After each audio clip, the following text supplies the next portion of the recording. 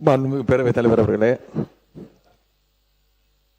தொகுதி மறுவரையறை டீலிமிட்டேஷன் அப்படிங்கிற பேரில் எக்காரணம் கொண்டும் நம்முடைய தமிழ்நாடு பாதிக்கப்படக்கூடாது என்பதுதான் எங்களுடைய உறுதியான நிலைப்பாடு.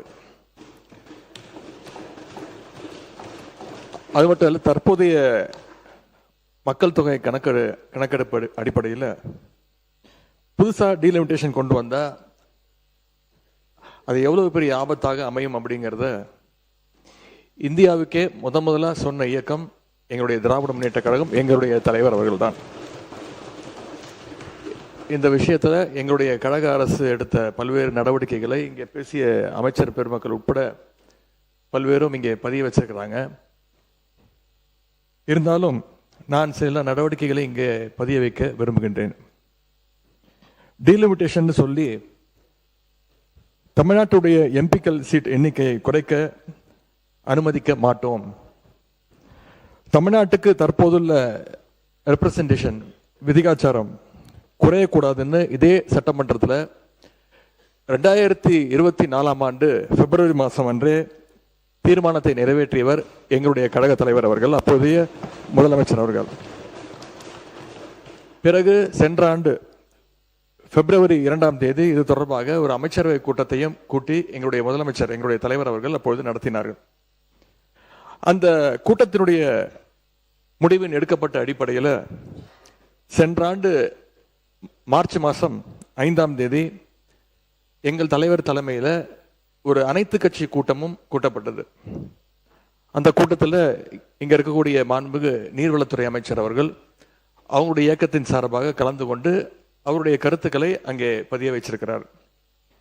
அதன் பிறகு மார்ச் 7 டீலிமிட்டேஷன் எக்ஸசைஸின் அதனுடைய ஆபத்தை விலக்கி தென் மாநிலங்கள் உள்பட 7 மாநில முதலமைச்சர்களுக்கும் அந்தந்த மாநிலங்களைச் சேர்ந்த முக்கியமான அரசியல் கட்சி தலைவர்கள் அனைவருக்கும் எங்களுடைய தலைவர் அப்பொழுதைய தமிழ்நாடு முதலமைச்சர் அவர்கள் ஒரு விளக்கமாக ஒரு கடிதத்தையும் எழுதியிருந்தார்.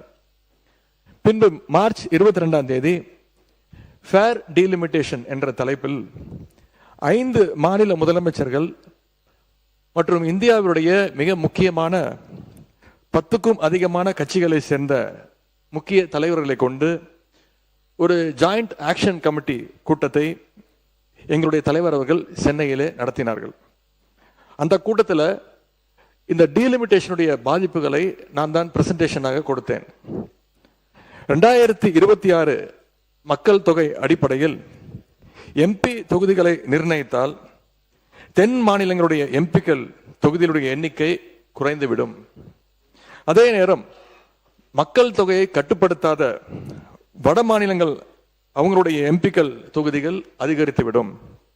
எனவே தொகுதி மறுவரை திட்டத்தை, இந்த டீலிமிட்டேஷன் ப்ராசஸை அடுத்த 25 ஆண்டுகளுக்கு நடத்தக்கூடாது, நிறுத்தி வைக்க வேண்டும்.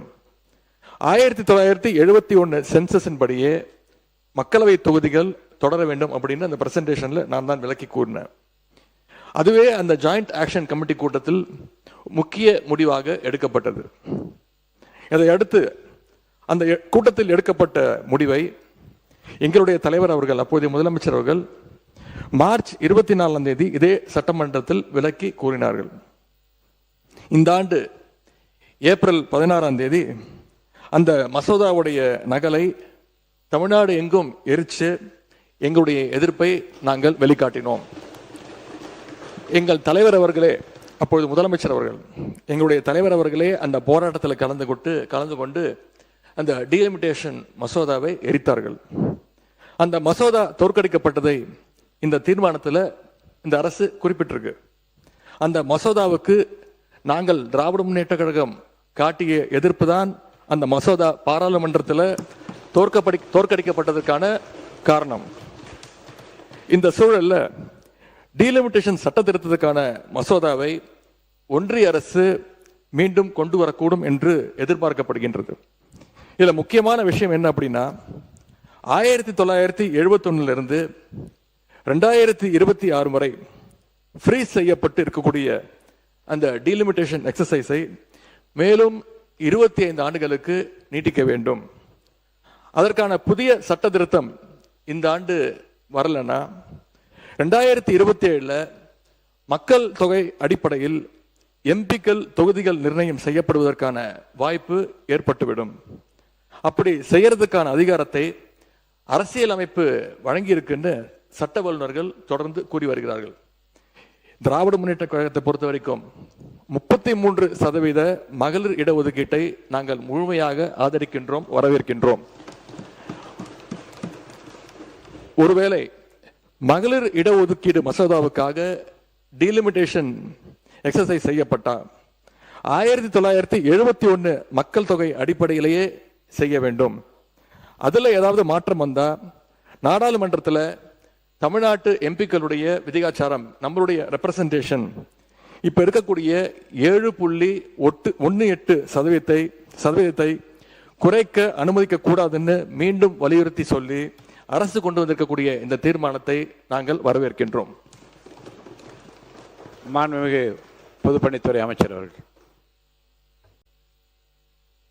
மாண்புமிகு பேரவைத் தலைவர் அவர்களே, மாண்புமிகு முதலமைச்சர் அவர்கள் கொண்டு வந்துள்ள அரசின் தனி தீர்மானத்தின் மீது அனைத்து இந்திய அண்ணா திராவிட முன்னேற்ற கழகத்தின் சார்பாக என்னுடைய கருத்துக்களை தெரிவிக்கின்றேன். தமிழக மக்களின் உரிமைக்காகவும் அவர்களின் மேம்பாட்டிற்காகவும் தொடர்ந்து பாடுபடும் இயக்கம் அனைத்து இந்திய அண்ணா திராவிட முன்னேற்ற கழக இயக்கம். அனைத்து இந்திய அண்ணா திராவிட முன்னேற்ற கழகத்தின் தொகுதி மறுஅறை குறித்து நிலைப்பாடு தெளிவானது. அதாவது மாநிலங்களுக்கு, குறிப்பாக தமிழ்நாடு போன்ற மக்கள் தொகை கட்டுப்படுத்திய மாநிலங்களுக்கு 1971 மக்கள் தொகை அடிப்படையில் நிர்ணயிக்கப்பட்ட விகிதாச்சார பிரதிநிதித்துவம் குறைக்கக்கூடாது. தமிழ்நாட்டுக்கு தற்போது 39 நாடாளுமன்ற உறுப்பினர்கள் இருக்கின்றார்கள். மொத்த பாராளுமன்ற உறுப்பினர்கள் எண்ணிக்கையிலான 543 இடங்களில் 1971 ஆண்டு மக்கள் தொகை அடிப்படையில் 7.18% விகிதாச்சார பிரதிநிதித்துவம் தொகுதி மறுவரையில் குறையக்கூடாது. இதுதான் எங்கள் தேர்தல் அறிக்கையிலும் அனைத்து இந்திய அண்ணா திராவிட முன்னேற்ற கழக சார்பாக நாங்கள் தெரிவித்துள்ளோம்.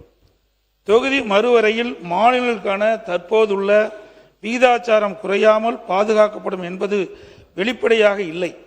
இந்த உறுதியை மத்திய அரசு வழங்க வேண்டும் என்று நாங்கள் வலியுறுத்தியதால் மாண்புமிகு மத்திய உள்துறை அமைச்சர் அவர்கள் 16/4/2026 அன்று மாலை நடைபெற்ற நாடாளுமன்ற கூட்டத்தொடரில் பேசுகின்ற போது தமிழ்நாட்டிற்கான விகிதாச்சார பிரதிநிதித்துவம் பாதுகாக்கப்படும் என உள்துறை அமைச்சர் அவர்கள் பாராளுமன்றத்திலே உறுதியளித்துள்ளார்கள். இதன்படி 39/439/543 என்ற நிலையில 7.18% என்ற விகிதாச்சாரம் கடைபிடிக்கப்படுவதால் உறுப்பினர் எண்ணிக்கை 50% உயரும். தமிழ்நாட்டுக்கு இப்பொழுது இருப்பதை விட கூடுதலாக 20 இடம் சேர்த்து 59 இடம் கிடைக்க வாய்ப்புள்ளது. எனவே மாநிலங்களுக்கான தற்போதுள்ள பிரதிநிதித்துவம் குறையாமல் எண்ணிக்கை 50% உயர்த்த வழிவகை செய்யப்பட வேண்டும் என்பது எங்களின் நிலைப்பாடு. எனவே எங்கள் நிலைப்பாட்டில் உறுதியாக இருந்ததால் தான் தமிழ்நாட்டிற்கு இந்த உரிமை பாதுகாக்கப்படுகிறது. இன்று தமிழ்நாட்டில் பெரிய ஊராட்சிகள், எனக்கு முன்னாலே பேசியது போல பெரிய ஊராட்சிகள் நிர்வாக வசதியாக 2ஆக பிரிக்கப்படுகிறது. அதே போல பெரிய ஊராட்சி ஒன்றியங்கள் நிர்வாக வசதியாக 2ஆக பிரிக்கப்படுகின்றது. பெரிய தாலுக்காக்கள், பல தாலுக்காக்கள் பிரிச்சிருக்கிற நிர்வாக வசதியாக பல கோட்டங்கள் பிரிக்கப்பட்டுகின்றன. அதே போல பல தொகுதிகள் அடங்கிய பெரிய மாவட்டங்கள் நிர்வாக வசதிக்காக பிரிக்கப்பட்டுகின்றன. அனைத்து இந்திய அண்ணா திராவிட முன்னேற்ற கழக அரசு இருக்கின்ற பொழுது, நான் முதலமைச்சர் இருக்கின்ற பொழுது 6 மாவட்டத்தை பிரித்திருக்கிறோம் நிர்வாக வசதிக்காக. அதே போல புதுச்சேரி மாநிலத்தில் மொத்த வாக்காளர் எண்ணிக்கையே 10.2 லட்சம் வாக்காளர் தான் அங்க இருக்கிறாங்க. அதுக்கு ஒரு முதலமைச்சர், அமைச்சர் எல்லாம் அங்க இருக்கிறாங்க. ஆனால் தமிழ்நாட்டில் புதுச்சேரி மாநிலத்தை விட அதிகமான வாக்காளர் எண்ணிக்கை கொண்ட பல மக்களவை தொகுதிகள் உள்ளன. உதாரணமாக ஸ்ரீபெரும்பூர் தொகுதி 20,20,388 வாக்காளர் இருக்கிறாங்க. திருவள்ளூர் நாடாளுமன்ற தொகுதியில் 19,62,232 வாக்காளர் இருக்கிறாங்க. அதாவது சோழிங்கநல்லூர் சட்டமன்ற தொகுதியில் தமிழகத்திலே அதிக வாக்காளர் எண்ணிக்கை உள்ள தொகுதி அந்த தொகுதி. அதில் 5,36,991 வாக்காளர் இருக்கின்றார்கள்.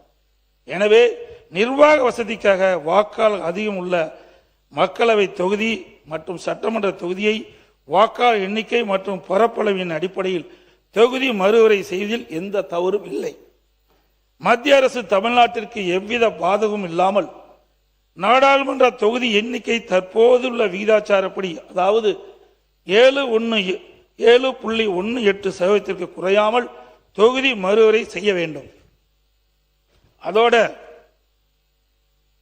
இன்றைக்கு பெண்களுக்கு 33% இடஒதுக்கீடு தொடர்ந்து வலியுறுத்தி கொண்டிருந்தார்கள். இதே புரட்சி தலைவி அம்மா அவர்கள் தமிழகத்துடைய முதலமைச்சர் இருந்த காலகட்டத்தில் 1998 மத்தியில் மறைந்த ஓட்டுதலுக்குரிய மரியாதைக்குரிய வாஜ்பாய் அவர்கள் பிரதமராக இருந்த காலத்தில் அந்த மத்திய ஆட்சியில் அனைத்து இந்திய அண்ணா திராவிட முன்னேற்ற கழகம் பங்கு வைத்தது. அதில் அனைத்து இந்திய அண்ணா திராவிட முன்னேற்ற கழகத்தை சேர்ந்த மரியாதைக்கு அண்ணன் தம்பித்துரை அவர்கள் சட்டத்துறை அமைச்சராக இருந்தார். மாண்பு அம்மாவுடைய ஆணைக்கு இணங்க நாடாளுமன்றத்திலும் சட்டமன்றத்திலும் 33% பெண்களுக்கு இடஒதுக்கீடு வழங்க வேண்டும் என்ற அந்த சட்ட மசோதாவை நாடாளுமன்றத்திலே தாக்கல் செய்து பேசிக் கொண்டிருந்த பொழுது எதிர்வரிசையில் இருந்த நாடாளுமன்ற உறுப்பினர்கள் அந்த மசோதை பிடி கிழித்தெறிந்து விட்டார்கள். ஆகவே அனைத்து இந்திய அண்ணா திராவிட முன்னேற்ற கழகம் 1998 நாடாளுமன்றத்திலே பெண்களுக்கு நாடாளுமன்றத்திலும் சட்டமன்றத்திலும் 33% இடஒதுக்கீடு பெற்றுத் தருவதற்கு முயற்சி செய்யப்பட்டது. அதோடு உள்ளாட்சி அமைப்பிலே 33% இடஒதுக்கீடு இருந்தது. அதை பெண்களுடைய அமைப்புகள் பல பெண் சட்டமன்ற உறுப்பினர்கள், பெண் நாடாளுமன்ற உறுப்பினர்கள் கேட்டுக்கொண்டது என்னங்க, அனைத்து இந்திய அண்ணா திராவிட முன்னேற்ற கழக ஆட்சி இருக்கின்ற பொழுது அந்த உள்ளாட்சி அமைப்பிலே 33% இடஒதுக்கீட்டை 50% உயர்த்தி உள்ளாட்சி அமைப்பிலே பெண்களுக்கு 50% இடஒதுக்கீடை வழங்கியதும் அனைத்து இந்திய அண்ணா திராவிட முன்னேற்ற கழக ஆட்சி என்பதை இந்த நேரத்தில் நினைவு கூர்ந்து, மேலும் தற்போது நாடாளுமன்றத்தில் தொகுதி மறுவரை மசோதா தாக்கல் செய்வதற்கான எந்த அறிகுறியும் இல்லாத நிலையில் தமிழ்நாட்டில் தமிழக வெற்றி கழக அரசு அரசியல் காரணங்களுக்காக பரபரப்பை ஏற்படுத்த வேண்டும் என்பதற்காக இந்த தீர்மானத்தை இவ்வளவு அவசரமாக சட்டமன்றத்தில் அரசியல் தனி தீர்மானமாக கொண்டு வருகிறது என்று நாங்கள் கருதுகிறோம். இந்த சூழ்நிலையில் மத்திய அரசு கொண்டு வரவுள்ள தொகுதி மறுவரையில் தமிழ்நாட்டிற்கு சாதகமாக உள்ளதா பாதகமாக உள்ளதா என்பது பற்றி எதுவுமே தெரியாத நிலையில் அரசியல் காரணங்களுக்காக தமிழக வெற்றி கழக அரசு கொண்டு வந்த இந்த தீர்மானத்தை அனைத்து இந்திய அண்ணா திராவிட முன்னேற்ற கழகம் எதிர்க்கின்றது. அதே நேரத்தில் இந்த தீர்மானத்தில் வர இருக்கும் மக்களவை பொதுத் தேர்தலிலும் அதன் பிறகு நடைபெற்ற சட்டமன்ற பொதுத் தேர்தலிலும் 1/3 தொகுதி ஒதுக்கீட்டு பலனை பெண்களுக்கு பெறுவதை உறுதி செய்ய வேண்டும் என்று அந்த தீர்மானத்தில் குறிப்பிட்டிருக்கின்றது. அந்த தீர்மானத்தை மட்டும், அதாவது நாடாளுமன்றத்திலும் சட்டமன்றத்திலும் 33% பெண்களுக்கு இடஒதுக்கீடு வழங்க வேண்டும் என்ற அந்த தீர்மானத்தை மட்டும் ஆதரித்து அமர்கின்றேன்.